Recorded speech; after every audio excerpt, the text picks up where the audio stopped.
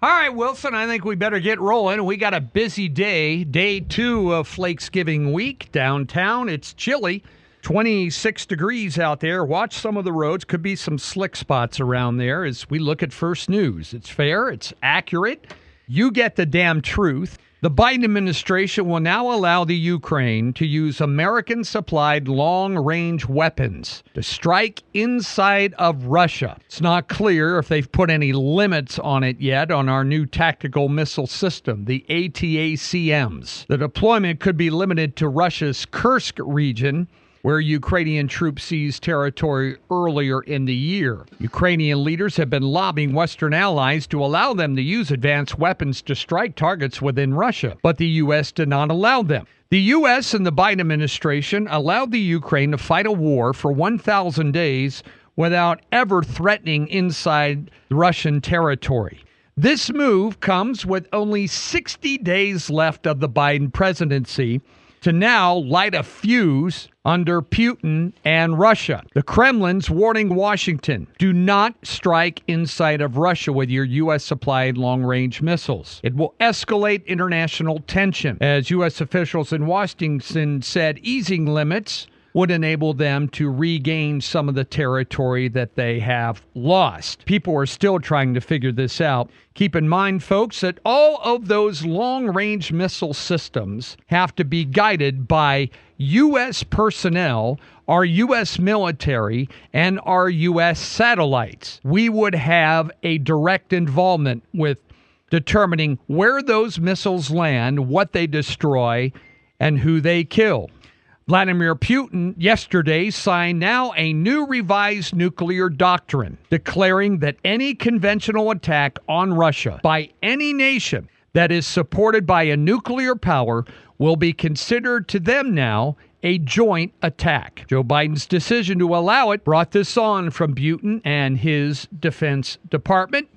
You may recall a few weeks ago that China, Iran, North Korea, and Russia signed a new military pact with each other, creating their own NATO-type alliance that if any of those countries were attacked, that the others would come to the aid of each other. Folks, it's getting heated and ugly with just 60 days left of the Biden administration. Officials in the meantime said there was a third Russian strike in 3 days on areas in Ukraine. Ukraine's rescue services said the strike was by a drone, killed a lot of people over there, a lot of still trapped under the rubble, as that situation is escalating faster than we can put it out. In the meantime, the Trump administration coming in is going to have to deal with all of this that they are leaving. In fact, officials in Washington, D.C. now are bracing.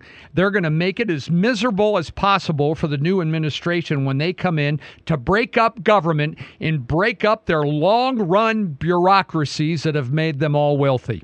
Local officials in Washington, D.C., they said, are already preparing for the worst. Look how they describe it. Mayor Muriel Bowser said that D.C. officials are planning for several months in case the district has to defend our way of life, our values, our government, our bureaucracy. She said her office contacted Trump's team and told them, we want to discuss this before you get into the area. Folks, we're going to have to fight even our own in Washington, D.C. Now, in the meantime, the U.S. is sending more envoys over to Beirut, with Lebanese officials meeting, trying to push Israel into a ceasefire after they were brutally attacked by terrorist organization Hamas and Hezbollah. They're sending our point man over there to try to discuss Israel withdrawing forces, also trying to play hardball with them. Israel's requested a stronger enforcement mechanism in place should a ceasefire be discussed, but Israel's pretty much on their own. They don't have an ally here in the U.S. with the Biden administration. And yet nothing going on in the Ukraine, and everything and every power we have, power play that can be used with Israel, is being played right now. And the climate talks continue with the United Nations underway in Azerbaijan. Big money, they said, is what we need to control the weather. Vulnerable nations said, we need $1.3 trillion from you rich guys, and then we can control the weather.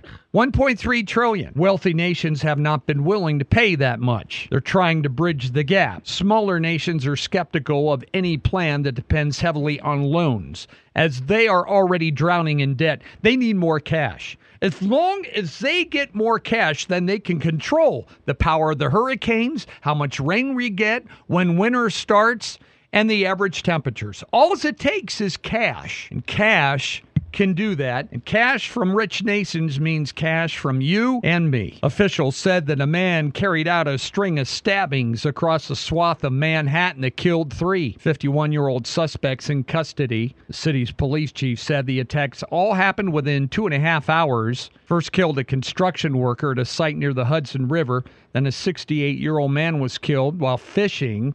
And then a 36-year-old woman died at a hospital. She was stabbed near UN headquarters. The suspect was found, blood on his clothes, 2 kitchen knives used in those stabbings in New York. New York City issued their first drought warning in 22 years, paused major repairs to their main water aqueduct out of concern for lack of rainfall. Mayor Eric Adams announced the city would raise the drought watch to a drought warning, and he's going to put on hold the $2 billion Delaware Aqueduct project, repairing leaks in an 80-year-old water tunnel there. Dry conditions across the Northeast have been blamed for a lot of brush fires, prompted New York City and state officials to implement water conservation protocols. But unlike out here in Montana, one big storm on the East Coast can replenish their water. For us, sometimes it takes months and even years. Dry conditions have persisted throughout the Northeast this year. Word out of Canyon Air Force Base in New Mexico, the Osprey is back in the air after being grounded for months because there was a crash in November, killed 8 servicemen in Japan. Still questions on whether it should be. The aircraft flies fast like a plane, but converts to land like a helicopter, and even a minor mistake could turn deadly. Experts said it can struggle to maintain lift needed to fly. They found some safety issues in the design problems and have corrected them. Osprey pilots are some of the greatest defenders, though, because they can fly where others can't in order to rescue troops. And the way things are going, folks, we better make sure every one of our military aircraft is ready just in case. British police investigating a burglary at Windsor Castle, fueling concerns about security at their royal residence in London. The suspects were able to get in, steal a pickup and a quad bike from a building there on the estate. The property is near a major road that is more than a mile from Windsor Castle, but now people are actually concerned about the security of the king and queen in London. On the business front, shares are trading lower in Europe today. Oil prices fell back a little bit on Monday. The S&P 500 was up 0.4 of a point. That's the first gain for the S&P in 3 days. The Dow was down 0.1. NASDAQ was up 0.6. Some big companies lining up to report their quarterly results this week, including heavyweight NVIDIA. They'll be announcing their profit reports coming out on Wednesday. Walmart ratcheted up sales and profits again in the third quarter. Comparatively low prices proving to be a powerful draw for shoppers that are trying to cut their spending because of inflation. Inflation, we didn't hear that prior to 2 weeks ago. We heard inflation was cool. Grocery prices were coming down. Well, now it's different. They reported net income of $4.58 billion in that quarter, higher than what Wall Street had expected. Some of the big players yesterday, too, on the stock market were energy companies. Spirit Airlines stock yesterday down a lot after they filed Chapter 11 bankruptcy. We talked about that yesterday, but they will continue to fly as they restructure some of their debt. The U.S. government's automobile safety ratings will get a major update starting with the 2026 model year when regulators add new driver-assisted technologies to your vehicles that will protect pedestrians.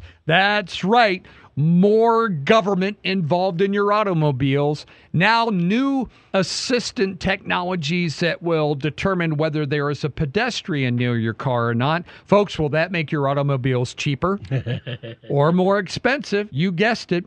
The National Highway Traffic Safety Administration said they're going to finalize the changes. In addition to their 5-star ratings for crash tests, the agency is going to add 4 new technologies, including automatic emergency braking in your vehicle, lane keeping assist, blind spot warnings, and intervention if a driver tries to move towards a vehicle that's in a blind spot. This new rule, new government control is what it is on your vehicle, folks. This is what the new administration's going to clean up, all of this kind of stuff. Mandates put in to cover everything that will make it virtually unaffordable for most of us in these new vehicles. Thanksgiving 2 weeks away. We told you yesterday, food retailers trying to tempt you in. Walmart, Target, a lot of others competing for your meal. Walmart bundled their turkey feast that feeds 8, $55. Target's version for 4 people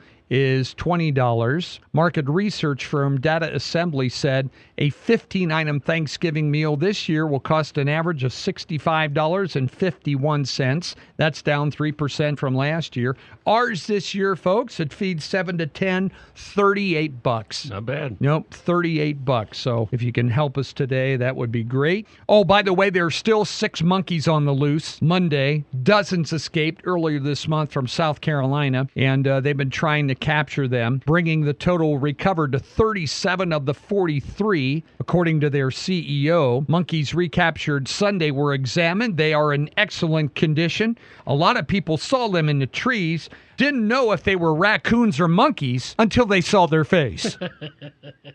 And Jake Paul's unanimous win over Mike Tyson was disappointing from a competitive standpoint, but it drew record betting. BetMGM said the fight between the YouTube star and Tyson, who showed his age, by the way, was its most bet boxing or mixed martial arts fight ever. The sportsbook took 3 times the number of bets and 4 times the money of any combat sport in BetMGM's history. Wow. It was bet on that fight on Saturday night between Tyson and Jake Paul, which a lot of people left disappointed from the fight. But Did you lose any money? No, I did not, Mark. Nor did I. Good. Cat Country News Time is 6:47. Weather's next. In sports, folks, it's a rough year to be a Dallas Cowboys. They got beat by more than 20 for the 5th straight game.